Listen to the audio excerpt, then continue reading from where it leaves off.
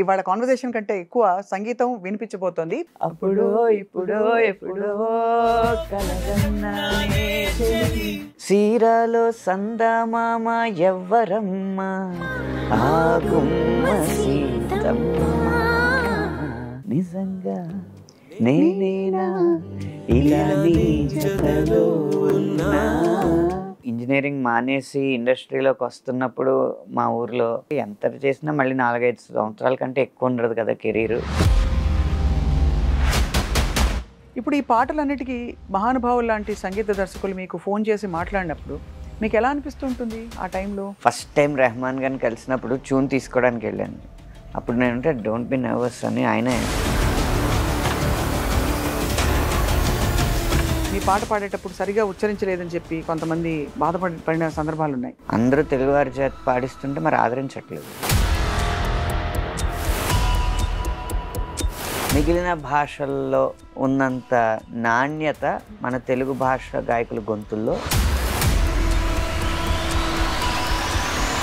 కారణం మన పేరెంటింగ్ విధానం. ఎవరు చిన్నప్పటి నుంచి ఇటు గాయకుడు అవ్వాలని చెప్పి తన పిల్లల్ని పెంచట్లేదు. ముందు ఐఐటి కొట్టు, లేకపోతే మెడిసిన్ కొట్టు. ఒక సంస్థ పేరు చేయితో స్టార్ట్ అవుద్ది, ఒక సంస్థ పేరు నాతో స్టార్ట్ అవుద్ది. వాళ్ళ టీవీలో ఓదరగొట్టే ర్యాంకుల ఇది వల్ల శ్రీరామ్ మీదే చాలా విమర్శలు వచ్చాయి ఆ మధ్య. మన విమర్శ మానిటైజ్ అయ్యేలా ఉండాలి. ఉత్తినే వచ్చి సలహాలు ఇస్తే కుదరదు. విలువలు తగ్గిపోతున్నాయండి. సరే, ఆ విలువలు పాటించినప్పుడు విపణిలో దాన్ని గెలిపించడం ఎలాగో కూడా సలహా ఇవ్వాలి. పాటకి 5 లక్షలు 6 లక్షలు 12 లక్షలు తీసుకుంటున్న గాయకులు ఉన్నారు. 40 లక్షలు తీసుకున్నాడు ఒక గాయకుడు. అది వైట్ ఎంతో తెలియదు, బ్లాక్ ఎంతో మనకు తెలియదు. ఫిల్మ్ ఫేర్ అవార్డు అందుకుంటున్న అనంత్ శ్రీరామ్ కి ఐ డ్రీమ్ అందిస్తోంది కంగ్రాచ్యులేషన్స్.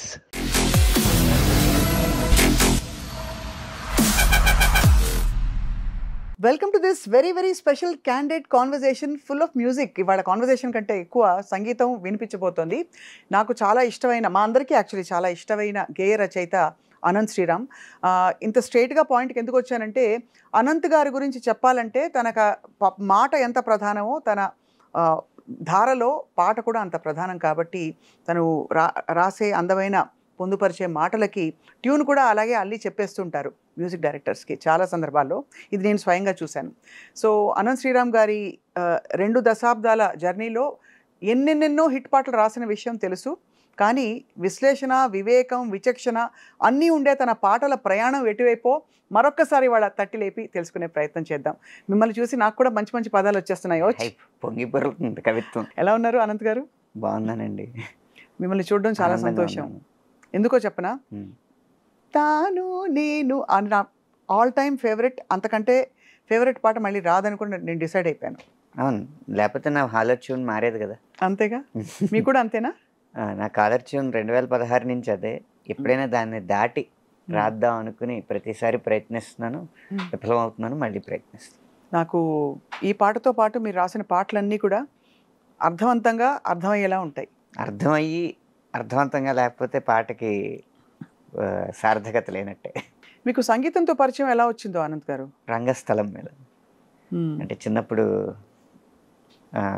పౌరాణిక నాటకాలు అవి చిన్నపిల్లలుగా ఉండగానే వేస్తూ ఉండేవాళ్ళు. మా నాన్నగారు వేస్తూ ఉండేవాళ్ళు.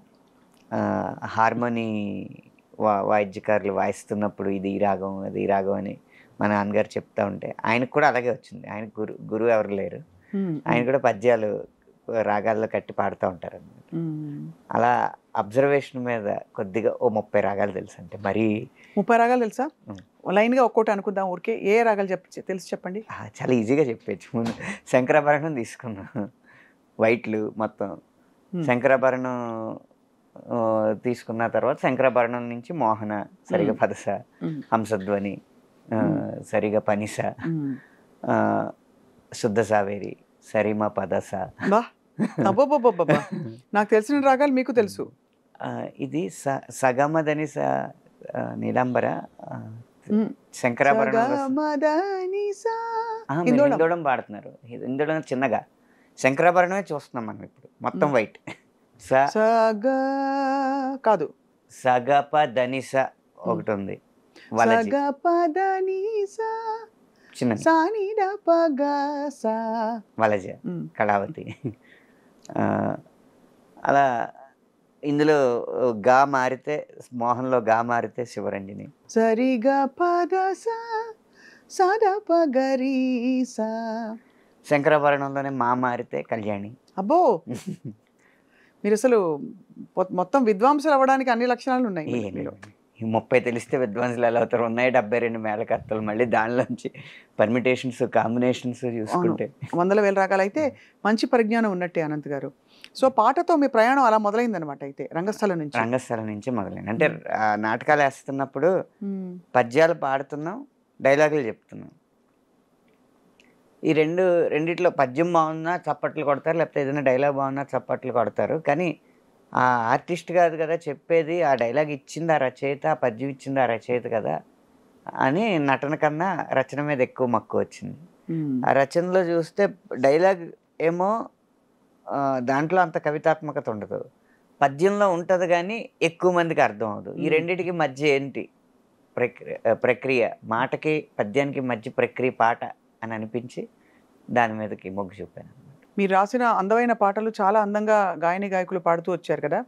మీ పాటని మీకు ఇష్టం వచ్చినట్టు పాడిన గాయకులు అంటే అందమైన గొంతు అంటే గాయని గాయకులలో అందమైన అంటే వాళ్ళ గొంతుకే ఆపాదించి బెస్ట్ గా మీ పాటల్ని అద్భుతంగా పాడే గాయకులు ఎవరంటే చెప్పగలుగుతారా ఫలానా వాళ్ళని? ఎందుకంటే ఎవరి కంఠం వాళ్ళ శ్రేయా ఘోషాల్ గారు ఇప్పటికి ఆల్ టైమ్ ఫేవరెట్. ఆ పాటల్లో అదే తను పాడిన పాటల్లో మీకు ఇష్టమైన పాట మీ పాట? వింటున్నావా బాబా బాబా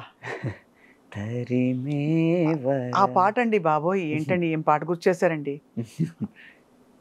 ఆ ఫస్ట్ పార్ట్ వింటున్నావా వింటున్నావా ఎన్ని రకాలు వింటున్నావాలో ఆ పాట విని తరించిపోయిన సందర్భాలు ఎన్నెన్ని ఉన్నాయో నాకు నేను చెప్పలేను.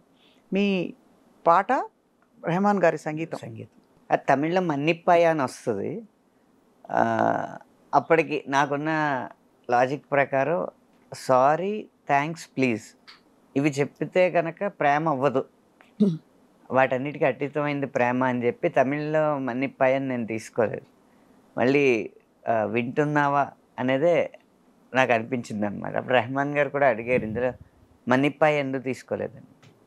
మన తెలుగు క్లైమాక్స్ వేరు కదండి, క్లైమాక్స్లో కలిసిపోతారు హీరో హీరోయిన్లు, సో హ్యాపీ ఎండింగ్. తమిళ్లోనేమో విడిపోతారు కాబట్టి ఇంక విడిపోతున్నాం కాబట్టి ఇంకా ప్రేమ లేదు కాబట్టి ఇంకా సారీ చెప్పేయచ్చు. ఇప్పుడు కలుస్తున్నారు కాబట్టి అందులో సారీకి అంత ప్రాముఖ్యత లేదనిపించి వింటున్నావాగా మార్చుకున్నాను. ఇంకా వింటున్నావా పదం వచ్చిన తర్వాత ఎన్ని రకాలుగా వింటున్నావా అని అడగడానికి అన్ని రకాలుగా మన్నిప్పాయే మన్నిప్పాయే అని వచ్చిందా? మన్నిప్పాయా మన్నిప్పాయా అని వస్తుంది. వింటున్నావా వింటున్నావా వింటున్నావా విన్నావే వేళ అంటే ఈ మీటర్స్ అన్ని మీకు ఆ టైంలో చెప్పి ఒరిజినల్ రెఫరెన్స్ ఇచ్చి రాయించారండి ఈ పాట? పాట విన్నాను, పాట విని ట్యూన్ ఇమ్మన్నాను. ట్యూన్ వర్షన్ ఉంటుంది కదా, తననా తననా తననే తననా తరే నానే తననే నానా మన్నిప్పాయా మన్నిప్పాయా అని ఇచ్చారు ట్యూన్. ఆ ట్యూన్కి రాశాను. One of your golden gems అండి ఈ పాట మాత్రం. అలాగా గోల్డెన్ జెమ్స్ అంటే బంగారు వజ్రాల. గోల్డెన్ జెమ్స్ అంటే బంగారులో పొందుపరిచిన వజ్రం. ఓకే, నాకు ఇంగ్లీష్ సరిగ్గా రాదు, నాకు ఇంతే ఇంగ్లీష్ వచ్చు కాబట్టి అలా సరిపెట్టుకుందాం. కానీ అనంత్ గారు, మీకు వీటన్నిటితో పాటు ఇంత హృదయమైన పాటలు రాసే మీకు అద్భుతమైన చమత్కారం ఎక్కడి నుంచి వచ్చింది? గోదావరి. ఓ అంతేగా. ఎందుకంటే నిజంగా ఇప్పుడు మీరు మిడిల్ ఈస్ట్ మ్యూజిక్ విన్నారనుకోండి, ఎక్కువ సింధు భైరవ్ రాగంలో తారాస్థాయిలో హమ్మింగ్స్ లాగా అనిపిస్తూ ఉంటుంది, అంటూ ఉంటుంది కదా. ఎందుకంటే మిడిల్ ఈస్ట్లో పంటలు అనేవి మృగ్యం, నీరు ఎప్పుడో కానీ దొరకదు, ఏదో ఆ ఖర్జూరం ఈత తింటా ఆ టైంలో అలా బతికేవారు కదా. వాళ్ళకి సరైన ఆహారం దొరకడమే కష్టం, దొరికిన ఏదో ఆ ఒంటెలను చంపుకుని ఆ మాంసాహారం తింటా రుచికరమైన ఆహారం అనేది వాళ్ళకి చాలా అరుదు. సో ఆకలి బాధలు ఎక్కువ ఉంటాయి. ఆ సంగీతం కూడా అక్కడ అలాగే ఉంటుంది. గోదావరి ఉంది, ముఖ్యంగా మా కడుపు నిండిన బేరం మాదైతే. డబ్బు ఉండదేమో కానీ అన్నానికి లోటు ఉండదు. ఇప్పుడు కడుపు ఖాళీగా ఉందనుకోండి, దాని ఒక్కదాని మీదే దృష్టి ఉంటుంది. కడుపు నిండాక 100 వాటి మీదకి వెళ్తుంది దృష్టి. అందులో కొంచెం కారం కూడా లోటు లేనప్పుడు ఎటకారం ఒకటి బయటకు వస్తుంది. సో కారం, ఎటకారం, మమకారం అన్నీ ఎక్కువే మీకు, అంతేగా గోదావరి జిల్లాలో. సో మీరు రాస్తూ వచ్చిన పాటల్లో మీకు బెస్ట్ కాంప్లిమెంట్స్ అందిన పాట ఏది అంటే తాను నేనువే కదా. అన్ని రెహమాన్ గారి పాటలే మీకు ఎక్కువ కుదురుకున్నాయనొచ్చా? అలా ఏం లేదండి. ఇప్పుడు ఎటో వెళ్ళిపోయిన మనసు సినిమా ఉంది కదా, ఇళయరాజా గారిది. అది మ్యూజిక్. ఒక పాటకి నంది అవార్డు, ఒక పాటకి ఫిల్మ్ఫేర్ అవార్డు, ఒక పాటకి బిగ్ మ్యూజిక్ అవార్డు, అలా వేరు పాటలకు వచ్చినాయి. ఒకే పాటకి చాలా అవార్డులు వచ్చే సందర్భాలు ఉంటాయి కానీ ఒకే సినిమాలో వేరు పాటలకి మంచి అవార్డులు రావడం అనేది అరుదుగా ఉంటుంది అన్నమాట. ఇప్పుడు ఈ పాటలన్నిటికీ మహానుభావులు లాంటి సంగీత దర్శకులు మీకు ఫోన్ చేసి మాట్లాడినప్పుడు మీకు ఎలా అనిపిస్తూ ఉంటుంది ఆ టైంలో? అంటే ఒక నర్వస్నెస్ ఉంటుంది, కొంత ఒక అలజడి. ఇప్పుడు లేదేమో కానీ అప్పుడు వణుకుతాయండి. వణుకుకుండా ఎందుకంటే అసలే ఫస్ట్ టైం రెహమాన్ గారిని కలిసినప్పుడు ట్యూన్ తీసుకోవడానికి వెళ్ళాను. అప్పుడు నేనంటే డోంట్ బి నర్వస్ అని ఆయనే సముదాయించారు. ఇళయరాజా గారి దగ్గరికి వెళ్ళినప్పుడు కాళ్ళు వణకడం కూడా కాదు, మొత్తం బొట్టనేల దగ్గర నుంచి తల వరకు మొత్తం బీసిపోద్ది. ఆయన కూడా చాలా ప్రేమగా మాట్లాడి అలా వాళ్ళు ఈజ్ చేసిన తర్వాతే మనం మామూలు స్థితికి వస్తాం. వాళ్ళు ఆయనకి మీరు మల్టిపుల్ వర్షన్స్ వినిపించారా? ఫస్ట్ టైం అప్రూవ్ అయిపోయింది ఆ పాట? ఫస్ట్ టైం అప్రూవ్ అయిపోయిందండి ఇళయరాజా గారి దగ్గర. అంతే. రెహమాన్ బాగుంది అన్నారా? ఎలా అన్నారు? కరెక్ట్గా ఉంది, మంచి సౌండింగ్ ఉంది. ఎంత అదృష్టవంతులండి మీరు. అంటే ఇంతమంది సంగీత పరిశ్రమలో ఉండడం అంటే ఎంత అదృష్టం దక్కిందంటే, మీకు 60ల నుంచి 70ల నుంచి మ్యూజిక్ చేస్తున్న వ్యక్తులతో కూడా పనిచేయగలిగే అదృష్టం దక్కింది. ఇళయరాజా గారు అవ్వచ్చు, విద్యాసాగర్ గారు అవ్వచ్చు, అలాగే ఇప్పుడు ఈ కాలంలో అందరినీ మెప్పిస్తున్న సంగీత దర్శకుల చేత కూడా తమన్ గారు అవ్వచ్చు, అనిరుద్ధ్ గారు అవ్వచ్చు, అలా అన్ని వయస్కుల సంగీత దర్శకులతో పనిచేసే అదృష్టం మాత్రం నాకు బాగా. మీకు అంటే మీ మనసు సింగిల్ కార్డు. అవును, సింగిల్ కార్డు. తర్వాత మీకు ఉండే గొప్పదనం ఏంటంటే ఆనంద్ గారు, మీరు అన్ని తరాలతో కనెక్ట్ అయ్యే ఏంటి ఒక విజ్ఞత ఉంది మీలో. ఎవరి వయసు తగ్గట్టు వారితో అలా మాట్లాడడం అలవాటు నాకు. మీ వయసు ఏమిటో ఈ ప్రాసెస్లో మేము ఎప్పుడు పసిగట్టలేకపోయాం. 39 సంవత్సరాలండి. దాంట్లో అబద్ధమే ఉంది. పెళ్ళి అయిపోయాక వయసు దాచుకోవడం ఎందుకు? అంతేనా? ఇప్పుడు దాచుకుని కూడా లాభం లేదు. ఏం పని అవ్వదు. అనంత్ గారు, మీ పాటలు పాడేటప్పుడు చాలామంది, ఇప్పుడు కొంతమంది ఇతర అన్య భాషస్థులు మీ పాట పాడేటప్పుడు సరిగా ఉచ్చరించలేదని చెప్పి కొంతమంది బాధపడిన సందర్భాలు ఉన్నాయి. మీరు ఎప్పుడైనా ఫీల్ అయ్యారు అలాగా? మీ పాటలే కాదు, సరే నేను అనేది సిద్ శ్రీరామ్ గారు కావచ్చు. మన భాష గాయకులు పాడినప్పుడు ఆదరించే మనసున్న వాళ్ళే అన్య భాష గాయకులు పాడినప్పుడు విమర్శించే అర్హత ఉన్నవారని నా ఉద్దేశం. అందరూ తెలుగువారి చేత పాడిస్తుంటే మరి ఆదరించట్లేదా? ఇంకా కూడా కొత్త గొంతు కావాలి. ఒక పదాన్ని కొంచెం తప్పుగా పలికితేనే కొత్తగా భావిస్తున్నారు. అది కాక నేను మొహమాటం లేకుండా చెప్పేది ఏంటంటే, మిగిలిన భాషల్లో ఉన్నంత నాణ్యత మన తెలుగు భాష గాయకుల గొంతుల్లో చాలా అరుదుగా కనిపిస్తుంది. కారణం మన పేరెంటింగ్ విధానం. ఎవరు చిన్నప్పటి నుంచి ఇటు గాయకుడు అవ్వాలని చెప్పి తన పిల్లల్ని పెంచట్లేదు. ఇది సెకండరీగా ఉంచు, ముందు ఐఐటి కొట్టు, లేకపోతే మెడిసిన్ కొట్టు, అన్నీ కొట్టుకుని పుస్తకాలు వేసుకుని ఎత్తునేసి కొట్టుకో, ఇవన్నీ చెప్పిన తర్వాత వాడి సహజ సిద్ధంగా ఉన్న ఆశయానికి సెకండ్ ప్రిఫరెన్స్ ఇమ్మని, ఈ సమాజం మెచ్చే ఆశయం వైపు ఫస్ట్ ప్రిఫరెన్స్ ఇచ్చి కృత్రిమంగా ఆశయాన్ని జొప్పించి దాని తపస్సు దాని వైపు చేయించి ఒక 18 సంవత్సరాలు 25 సంవత్సరాలు వచ్చిన తర్వాత వాళ్ళ సమాజానికి అనుకున్నది, తల్లిదండ్రులు అనుకున్నది ఆడు సాధించిన తర్వాత అండ్ సాఫ్ట్వేర్ ఇంజనీర్నో లేకపోతే డాక్టర్నో ఒక కార్పొరేట్గా ఆయన చేసిన తర్వాత ఇప్పుడు కావాలంటే నువ్వు ఏదైనా చేసుకోండి, ఇంకేం చేస్తాడు? అప్పటికే చిన్నప్పటి నుంచి సాధన ఉంటేనే కదా. అవును. అంటే తెలుగు వారిలో మాత్రం ఉందంటారా ఈ గుణం? తెలుగు వారిలోనే ఎక్కువ ఉంది. అంటే ఎందుకంటారు? అంటే అతి జాగ్రత్త ఏమో. చైనా వల్ల. చైనా వల్ల? ఒక సంస్థ పేరు చేయితో స్టార్ట్ అవుద్ది, ఒక సంస్థ పేరు నాతో స్టార్ట్ అవుద్ది.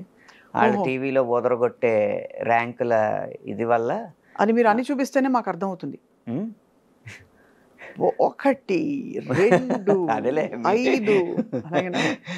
ఈసారి ఐఐటి కాంపిటీషన్లో వరుసగా 1 1 1 2 2 2 5 6 7 7 7 ఇలా 10 లోపు 100 ర్యాంకులు సాధించిన సంస్థ మా అయిపోయింది. అమ్మ బాబోయ్, చాలా విషయం గమనించారు మీరు. అంటే ఎంత పెద్ద విషయం. మరి అంత ఊదరగొట్టేస్తుంటే మావాడు అందులోకి వెళ్ళిపోవాలి, మావాడు కొట్టేయాలి, మావాడికి కట్నం వచ్చేయాలి. ఇదే అవును. మా అమ్మాయి వెళ్ళిపోవాలి, మా అమ్మాయి మెడిసిన్ కొట్టేయాలి, మంచి ర్యాంక్ కొట్టేయాలి, తక్కువ కట్నం ఇచ్చుకోవాలి. ఈ ఇదితో వెళ్తున్నప్పుడు ఎలా కుదురుతుందండి? ఇప్పటికే ఆ జబ్బు పోలేదు. పోనీ సింగర్ని చేద్దాం అనుకున్న తల్లిదండ్రులైనా దేని చూసి ఇన్స్పైర్ అవుతున్నారు?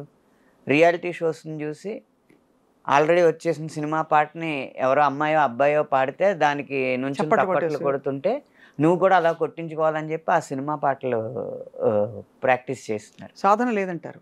సాధన అనేది జానపదం, శాస్త్రీయం, లలితం, పాశ్చాత్యం, ఈ సంగీతాలన్నిటిలో ఉన్న పునాదులు ఏంటో అవి సాధన చేయాలి. మన జీవితంలో నేర్చుకున్న కళని, మన జీవితంలో ఎదురైన అనుభవాల్ని క్రోడీకరించి కలగలిపి మనదైన కళ బయటికి తీస్తే అది సినిమాకు ఉపయోగపడుతుంది. కానీ సినిమాలో వచ్చేసిన వాటి ద్వారా నేర్చుకుని మళ్ళీ సినిమాల్లో పైకి వద్దామంటే అది అవ్వదు. ఎప్పుడు మన ఒరిజినాలిటీ ఉంటేనే కదా సినిమాలో ఒక ప్రత్యేకత ఉంటుంది. కరెక్ట్, అంతేగా. పెంచిల్ దాస్ గారి పాటలు ఉన్నాయి, ఎందుకు నచ్చినాయి? ఆయన మట్టి వాసనని ఆ పాటల్లో జొప్పించగలిగారు కాబట్టి. అవును. కాసుల శ్యామ్ గారి పాటలు ఎందుకు నచ్చుతున్నాయి? తెలంగాణ సంస్కృతిని కమర్షియలైజ్ చేయగలిగారు కాబట్టి. అలా మన జీవితంలో అనుభవాలని సినిమాకి ఇవ్వాలి, కానీ సినిమా ద్వారా మనం అనుభవం పొందకూడదు. అవును. అది గమనించకుండా రియాలిటీ షోస్ని టార్గెట్గా పెట్టి అందులో సెలెక్ట్ అవ్వకపోతే ఏడుపులు పెడబబ్బులు పెట్టుకుని చేస్తున్నారు తప్పితే మూలాన్ని గమనించట్లేదు. ఇలాంటి వాతావరణంలో తెలుగులో గొప్ప గొంతులు వస్తాయని ఎలా ఎక్స్పెక్ట్ చేస్తాం? కానీ అంటే బట్ నిజానికి సంఖ్యాపరంగా చాలామంది శిక్షణ పొందుతూ చాలామంది గొంతుకులు ఉన్నారు ఇక్కడ మీరు అన్నట్టు. కానీ విలక్షణమైన గొంతుకులు అడుగుతున్నారంటే మేబీ అక్కడ చెన్నైలో ఇప్పుడు చిన్మయి గారు కావచ్చు, తెలుగింటి అమ్మాయి అయినా కూడా చెన్నైలో స్థిరపడి తను అద్భుతమైన వాయిస్, డబ్బింగ్, అసలు తన పాట అయితే చెప్పక్కర్లేదు. అంటే సౌత్ ఇండియాలో ఎలా అయితే శ్రేయా ఘోషాల్ ఒక పేరు సాధించారు, శ్వేతా మోహన్ గారు కావచ్చు, పురుషుల్లో మన సిద్ శ్రీరామ్. కానీ సిద్ శ్రీరామ్ మీదే చాలా విమర్శలు వచ్చాయి ఆ మధ్య.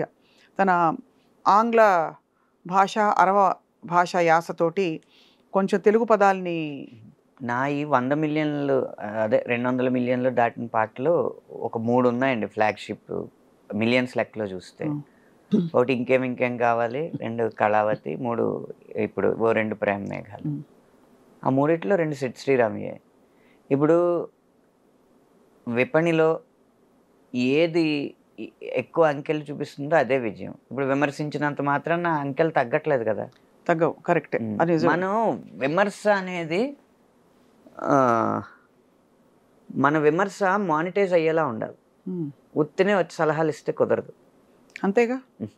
విలువలు తగ్గిపోతున్నాయండి, పాత సినిమాల్లో విలువలు ఉండేవి, సరే ఆ విలువలు పాటించినప్పుడు విపణిలో దాన్ని గెలిపించడం ఎలాగో కూడా సలహా ఇవ్వాలి. అంటే ప్రణాళికాబద్ధంగా ఉండాలి తప్ప దానికి కుదరదండి విమర్శలు. చాలా ఎంత గొప్ప పాయింట్ చెప్పారు. ఇంత క్లారిటీ ఎలా వచ్చింది ఆనంద్ గారు మీకు? మళ్ళీ గోదావరి జిల్లాలేనా? కాదు, మీరు ఎంత క్లియర్గా ఉన్నారు చూడండి. మీరేమీ దాన్ని ఖండించట్లేదు, బట్ ఏంటది తినడానికి ఉపయోగపడిన ఇడ్లీలు ఎందుకు అంటున్నారు? అంతేనండి. అంటే విలువలు, సినిమా అనేది ఒక వ్యాపారాత్మకమైన కళ లేదా కళాత్మకమైన వ్యాపారం. ఈ కళా వ్యాపారం మిళితమైనప్పుడు ఒక కళ గురించో ఒక వ్యాపారం గురించో మాట్లాడకూడదు. రెండింటిని 2 కళ్ళుగా భావించి చూడాలి. కడుపు నింపని కళలెందుకు, తనకు మాలిన ధర్మమెందుకు, అంతేనా? అంతే కదండి. ఏదైనా ఉంటుందండి. ఇప్పుడు శంకర్ మహాదేవన్ గారి సాధన ఎంత గొప్ప సాధన అది. ఆయన ఏమి శాస్త్రీయ సంగీతాన్ని ఎక్కడో కప్పేసి పాశ్చాత్య సంగీతం వైపో లేకపోతే చౌక సంగీతం వైపో వెళ్ళలేదు కదా. ఆ శాస్త్రీయ సంగీతానికి వ్యాపార దృక్పథం ఎలా జోడించాలనేది నేర్చుకున్నారు. అందుకే ఆయన పాటలు హిట్ అయినాయి, ఆయన గొంతు హిట్ అయింది. కరెక్ట్. ఆ రకంగా ఎవరు సాధన చేశారు? శంకర్ మహాదేవన్ గారు గమకాలు అంత బాగా తిరగడానికి కారణం ఏంటని అడిగితే ఒక చోట చెప్పారు, సాధన. వర్ణాలు ఉన్నాయి కదా, ఆ వర్ణాలు లిరిక్తో కాదు, స్వరంతో కాదు, అకారంతో సాధన చేశారు. చిత్ర గారు కీర్తనలన్నీ అకారంతో సాధన చేశారు. ఇవన్నీ సాధనలు చేయిస్తున్నారా పేరెంట్స్? రియాలిటీ షోల వైపు చూస్తున్నారా? చైనా వైపు వెళ్తున్నారా? అలా చైనాలో చదివితే వచ్చే ప్రొడక్ట్స్ కూడా చైనా ప్రొడక్ట్స్ వస్తాయి, చూడడానికి బాగుంటాయి. గొప్ప మాట, టంగుమని చెంప చెల్లుమనిపించావు మన పాత డైలాగ్ చెప్పారంటే. బట్ ఆనంద్ గారు, గాయకులకి ఇన్ని సాధనలు ఉంటాయి కదా, గేయ రచయితలకి ఏముంటాయి సాధనలు? అంటే మిమ్మల్ని మీరు నిత్యం నేర్చుకోవడానికి, లేదు మీ వొకాబులరీ కావచ్చు, ఇంకోటి కావచ్చు. గాయకుడికి నిజంగా కఠోర సాధన చేస్తే ఒక 6 సంవత్సరాల్లో, అప్పుడు దాకా మామూలుగా పాడని వ్యక్తి కూడా ఒక 6-7 సంవత్సరాల్లో గాయకుడు అవ్వచ్చు. రచయితకు కూడా సాధన ఉంటుంది, అది కూడా పుట్టుకతో వచ్చేది ఏం కాదు. కాకపోతే ఆ 6 కాదు, 15 సంవత్సరాలు పడుతుంది. ఒకటి, మౌలికమైన విషయాలు తెలుసుకోవాలి. ఏంటి పాట అంటే? ఫస్ట్ కవిత ఏంటి? లోపల ఆలోచన, భావాన్ని ఆలోచనగా, ఆలోచన పదంగా, పదాన్ని వాక్యంగా మార్చడం, వచ్చిన భావాన్ని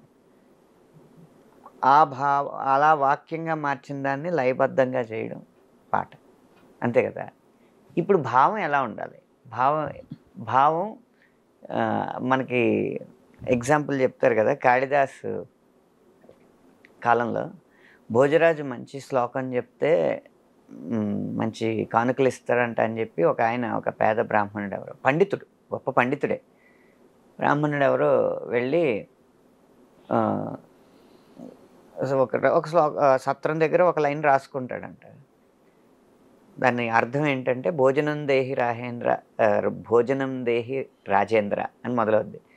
భోజనం ఇవ్వు రాజా, అది నేతితో రుచికరంగా ఉండేలాంటి భోజనం కావాలి అంటాడు. ఇది మాటే. ఆ తర్వాత లైన్ ఏం రాయాలో రాదు.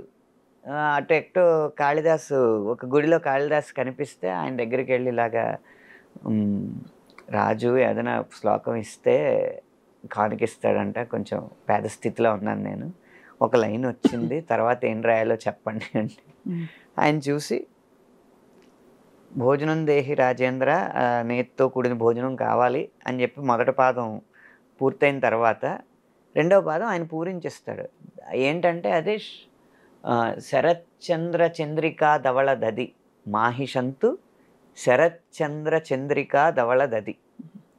అంటే దది పెరుగు, ధవళ తెల్లని పెరుగు, చంద్రిక వెన్నెల్లాంటి తెల్లని పెరుగు, చంద్ర చంద్రిక చందమామ యొక్క వెన్నెల్లాంటి తెల్లని పెరుగు, శరత్ కాల ఋతువులో ఉన్న చందమామ వెన్నెల్లాంటి తెల్లని పెరుగు. అది దేనిది? ఆవుది కాదు, మాహిషంతు, గేదెది కావాలి. ఎందుకంటే ఆవు పెరుగు కొంచెం ఎంతో కొంత పసుపు రంగులో ఉంటుంది. కరెక్ట్.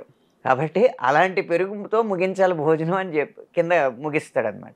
ఇది కవిత్వం అవుద్ది, పైది వాక్యం అవుద్ది. ఎప్పుడైనా ఒక ఉపమానం ఉండాలి, ఆ భావానికి తగ్గట్టుగా పదాలు ఎంచుకోవాలన్నమాట.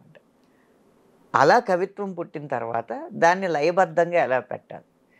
ఇప్పుడు శరత్చంద్ర చంద్రిక ధవళ దది, మీరు ఆది తాళంలో పాడండి దాన్ని. శరత్చంద్ర చంద్రిక, శరత్చంద్ర చంద్రిక ధవళ దది, అదొక పాదం అవుద్ది. అప్పుడు తనన అది ట్యూన్ అవుద్ది. కింద పూరించుకోవాలి దాన్ని ఇంకో దాంతో. అలా ఆ ప్రక్రియని నెమ్మదిగా నేర్చుకుంటూ సాధన చేస్తే మన భావాన్ని ఆలోచనగా, ఆలోచనని వాక్యంగా, వాక్యాన్ని లయబద్ధంగా, ఆ లయని కావలసిన నడకలో, ఆది తాళమా, ఖండమా, మిశ్రమా కావలసిన నడకలో పెట్టడం. ఇప్పుడు ఇలాంటి భావాన్ని ఇంకా కలోక్యల్గా చెప్పాలా, ఇంకా రాయల్గా చెప్పాలా అన్న పదాల ఎంపిక, ఈ ఎంపిక జరగాలంటే, కలోక్యల్గా జరగాలంటే ఎలాంటి జానపద రచనలు చదవాలి, రాయల్గా కావాలంటే ఎలాంటి ఉత్కృష్టమైన గ్రంథాలు చదవాలి, అవి పోగు చేసుకుంటా అలా సాగిస్తే పాట రాయడం వస్తుంది. మీరు మరి మీ రెపర్టుఆర్ అంటే మీ ఈ ఈ ప్రక్రియలో మీ పాటల జాబితా సంఖ్య ఇంకా అనేక రకాలు అంటే శైలులు పెంచుకునే క్రమంలో వాగ్గేయకారుల శైలిలు చూసుంటారు కదా అనంత్ గారు, చూసారా? అన్నమాచార్యుల వారి శైలి ఏమిటి? సో ఎవరి శైలి మీకు బాగా, ఎందుకంటే మనం అప్పుడప్పుడే అనేక కొత్త రకాలు, ఇప్పుడు త్యాగరాజ యోగ వైభవం, అగరాజ యోగ వైభవం, రాజయోగ వైభవం, యోగ వైభవం, వైభవం భవం వం శ్రీ త్యాగరాజ యోగ వైభవం అని వస్తుంది. గోపుచ్చి అంటారు కదా, అదే ఆవు తోకలాగా. అప్పుడు అలా ఉంది. ఇప్పుడు గోపుచ్చేతి దీన్ని ప్రయోగించాలి, ఏం చేయాలి అన్నప్పుడు ఏదో ఆలోచిస్తాం, మనకేదో తడతది. మన అంతరంగాలు, తరంగాలు, రంగాలు, గాలు, అలా. ఇంకా కావాలంటే అన్య భాష పదం వాడాలంటే లు, బాత్రూమ్. అర్థమైంది. ఇలా సాధన చేసుకు. ఇప్పుడు ఏదో మీరు చెప్పారు కాబట్టి ఏదో వచ్చింది చెప్పాను, అర్థమైంది. అంటే ఈ ప్రక్రియలని ఇప్పుడు ఆధునిక సాహిత్యంలో మనం వాడుతున్నామా అని అనేక ప్రక్రియలు వాగ్గేయకారుల, అంటే అది ఆస్వాదించే రసజ్ఞత ఉండాలి కదా. అవును, కరెక్ట్. అలాంటిది ఉన్నప్పుడు వాడతాం. నేను ఇది ముక్తావళి అలంకారం వాడాను దీంట్లో. ఏకువలోన గోదారి ఎరుపెక్కింది, ఈ ఎరుపుని తీసుకోండి, ఆ ఎరుపేమో గోరింట పంటయింది, పంటను తీసుకుని, పండిన సేతికెన్నో సిగ్గులొచ్చి, సిగ్గుని తీసుకుని, సిగ్గంతా సీర గట్టింది, చీరను తీసుకుని, సీరలో సందమామ ఎవ్వరమ్మ, ఆ గుమ్మ సీతమ్మ. గోదావరి నుంచి సీతమ్మ వరకు దాన్ని ముక్తావళి అలంకారం అంట. అలాగే యమకం అని ఒక శబ్దాలంకారం ఉంటుంది నారప్ప పాటలో. కాలయముడివై పూన కాలయముడివై అని ఒక పదం వస్తుంది. అంటే కాలయముడు అన్న పదమే అది.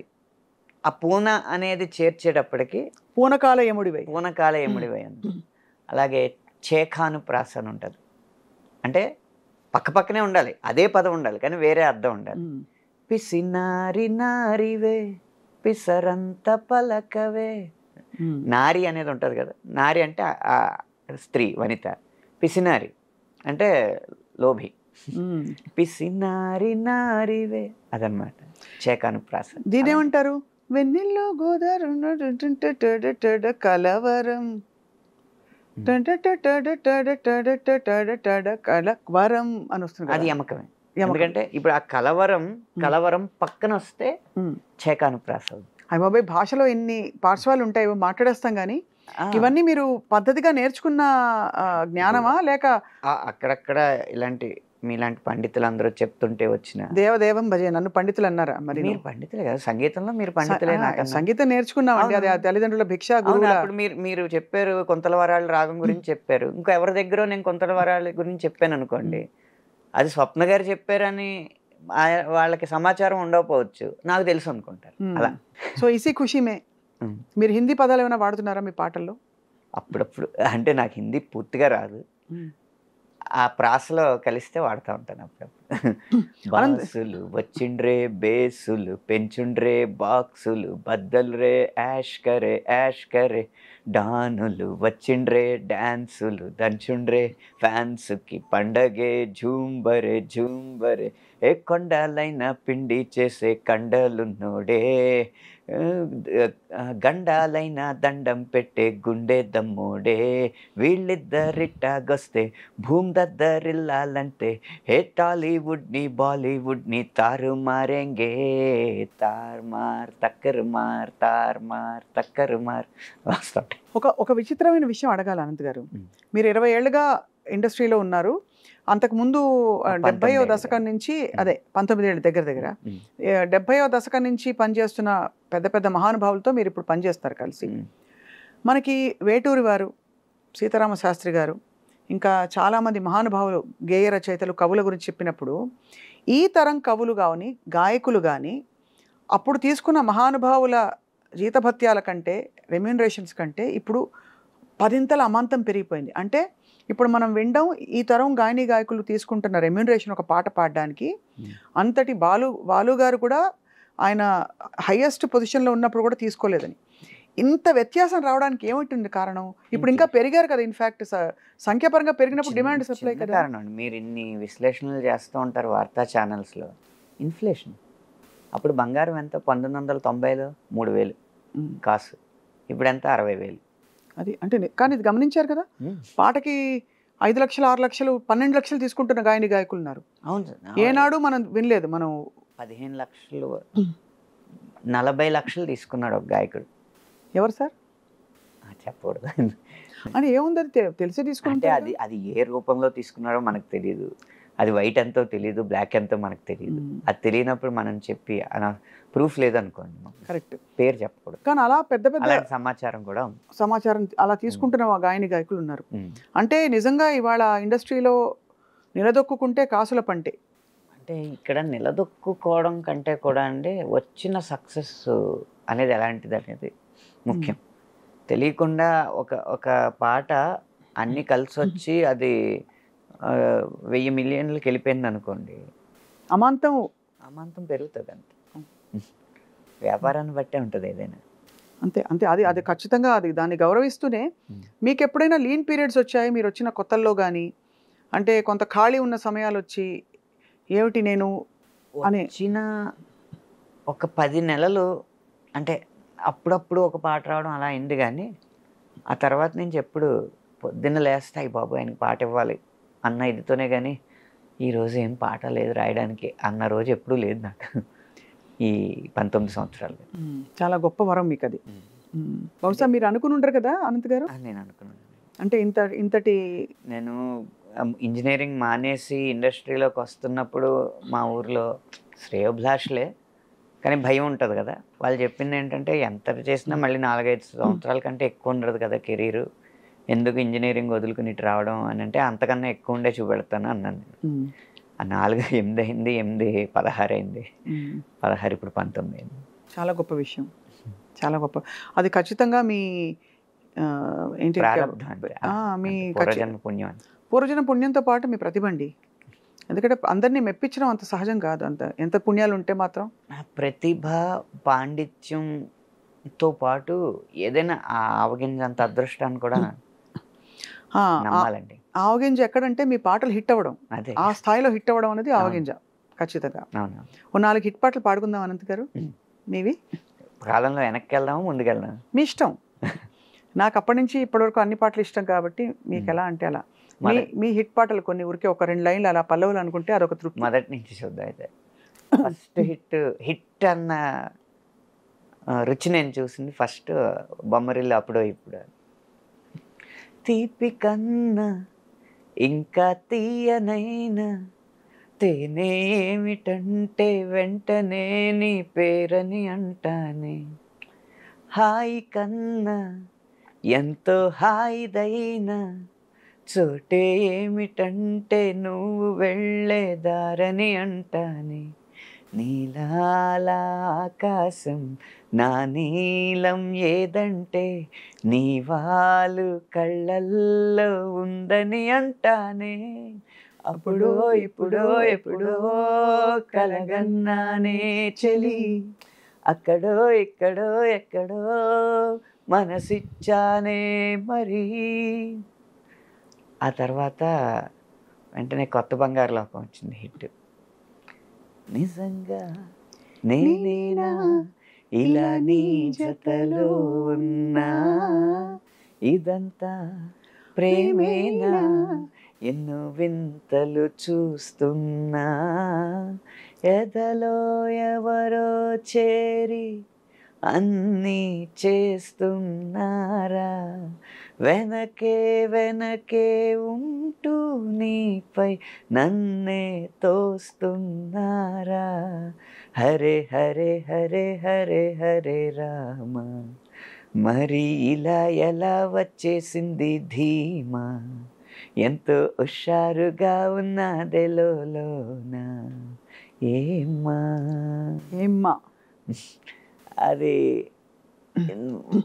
వరుసగా ఇలాంటి లవ్ సాంగ్ పడుతున్న టైంలో పరారే పరారే పప్ప పరారే బడ్డెక్కి భయం పరారే చలోరే చలోరే చిందేసి చలోరే పందెంలో జయం ఖరారే లాంటి మాస్ కానీ రబ్బరు గాజులు రబ్బరు గాజులు రబ్బరు గాజులు తెచ్చానే రిబ్బను పువ్వులు రిబ్బను పువ్వులు రిబ్బను పువ్వులు తెచ్చానే అమ్మని అబ్బని అత్తిలి పొమ్మని హత్తెరిని ఇద్దరికొచ్చానే నువ్వంటే పడి పడి నువ్వంటే పడి పడి నువ్వంటే పడి పడి చేస్తానే నీ వెంటే పడి పడి వస్తానే అని ఓహో మాస్లో ఉన్నాడనమాట అని వచ్చినప్పుడు నమ్మవేమో గాని అందాల యువరాణి నేలపై వాలింది నా ముందే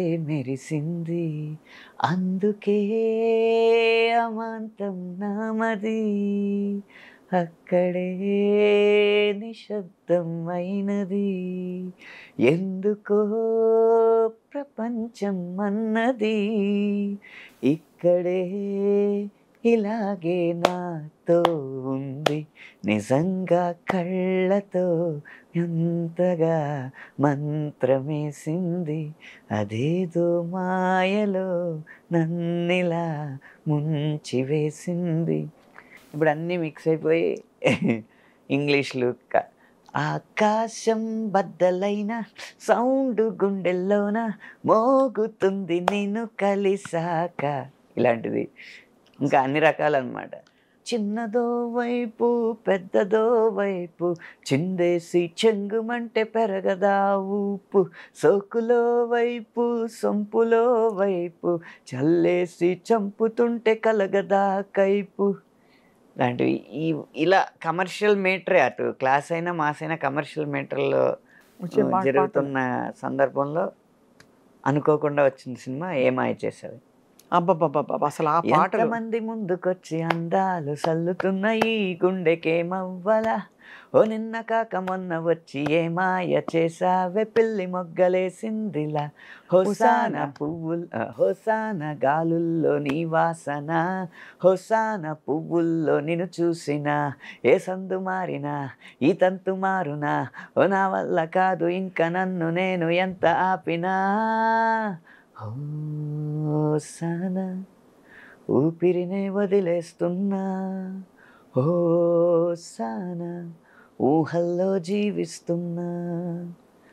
ఇది కంటిన్యూ అవుతూ కొంచెం ఈ సాహితీ పరిమాణాలకి ఇంకా కావ్య గౌరవం అద్దేలాగా కోటి కోటి తారల్లో నా చందమామ ఉన్నన్నాళ్ళు నీ మనస్సులో నేనుంటానే నీటి మీద ఆ కైలాసం తేలకుండా ఉన్నన్నాళ్ళు నీ తపస్సునే చేస్తుంటానే గాలిలోన ఆరో ప్రాణం కలవకుండా ఉన్నన్నాళ్ళు నిన్ను నేను ఆరాధిస్తా నీ కోసం ఆరాధిస్తా.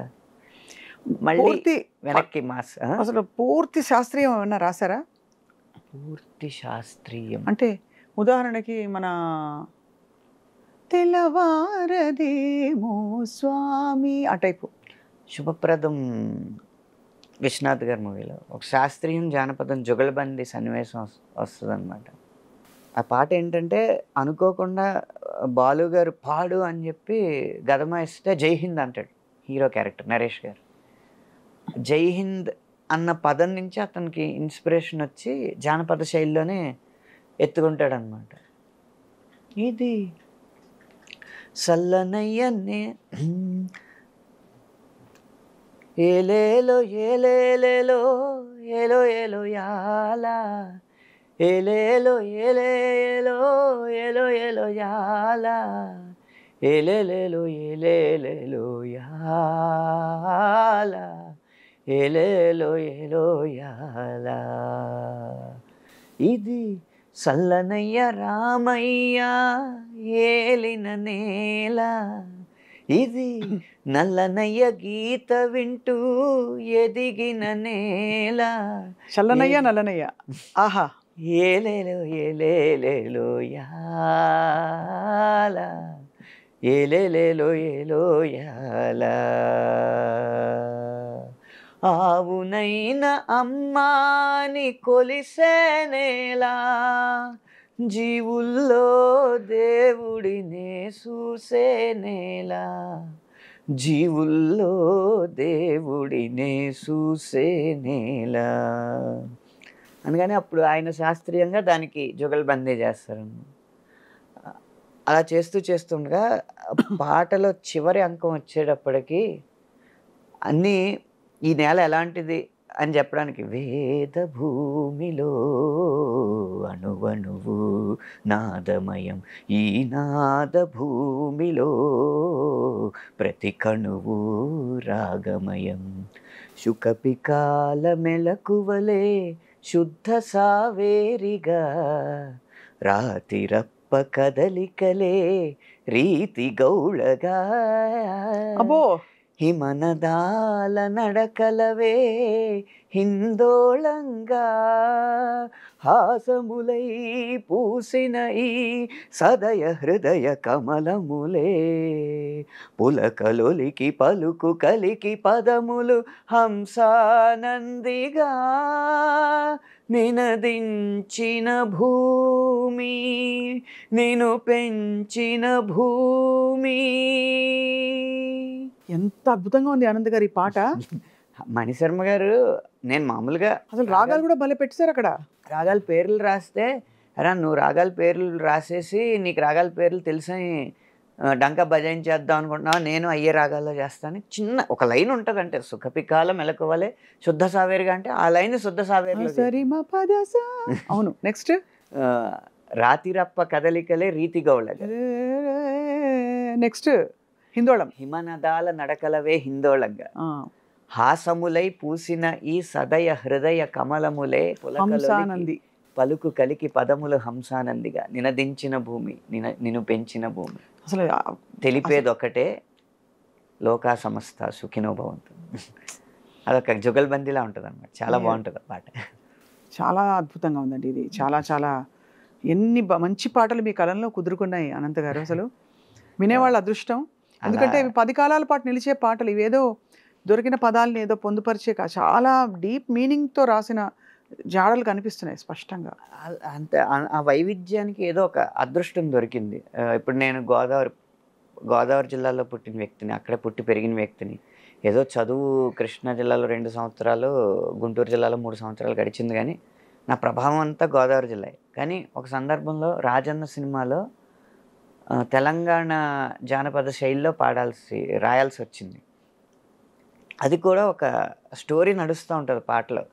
పాప వెళ్తూ ఉంటుంది, వాళ్ళ బడిలో పాట పాడాలి, ఎలా పాడాలి పాట అని ఆలోచిస్తూ ఉంటే, దారిలో వెళ్ళే వాళ్ళంతా నా బిడ్డ మీద పాడు, కుమ్మరి ఆయనేమో నా కుండ మీద పాడని, తర్వాత చేనేత కార్మికురాలేమో నా నేత మీద, నా చీర మీద పాడని, అలా ఒక్కొక్కళ్ళు చెప్తా ఆఖరికి మొత్తం ఒక ప్లేస్కి వెళ్ళేటప్పటికి తన ఊరంతా కనపడుతుంది, ఊరు పల్లె తల్లిలా అనిపించి నా మీద పాడని అడుగుతుంది. ఇది కాన్సెప్ట్ చెప్పింది విజయేంద్ర ప్రసాద్ గారు. అది మళ్ళీ తెలంగాణ నేపథ్యంలో వచ్చే స్టోరీ కాబట్టి, రారిరో రేలా రారిరో రేలా రారిరో రేలా, రారిరో రేలా రారిరో రేలా రారిరో రేలా, చూడవే సుక్క చూడవే నా బిడ్డ దిక్కు చూడవే, సందమామ లెక్క ఉంటదే దీని సందమేందో పాడవే, నేలమ్మ దీవించి నల్లమన్ను ఇచ్చి నన్నే చెయ్యమంది కుండ, సుక్కాయి కుండ నీళ్లతో నీ గొంతు నిండి నీ పాట సల్లంగా ఉండ, నీ బతుకుల సిరునవ్వు పండ, సిరిసిల్ల మొత్తం సీరతో గప్పి నీ సీమ సేరిందే నా మగ్గమియాలా, సుక్కా సేనేత సప్పుళ్ళే సంగీతమవ్వాల, సందళ్ళు తేవాలా, సంబరాల తేలాల రారిరో రేలా రారిరో రేలా రారిరో రేలా రారిరో రేలా రారిరో రేలా రారిరో రేలా ఇలా ఇలా రాసే అవకాశం వచ్చింది. మొన్న ఈ మధ్య భగవంత్ కేసరి సినిమాలో బాలకృష్ణ గారు మాట్లాడే డైలెక్ట్ తెలంగాణ డైలెక్ట్ ఉంది కాబట్టి పాపతో పాడే పాట ఒకటి ఉంటుంది.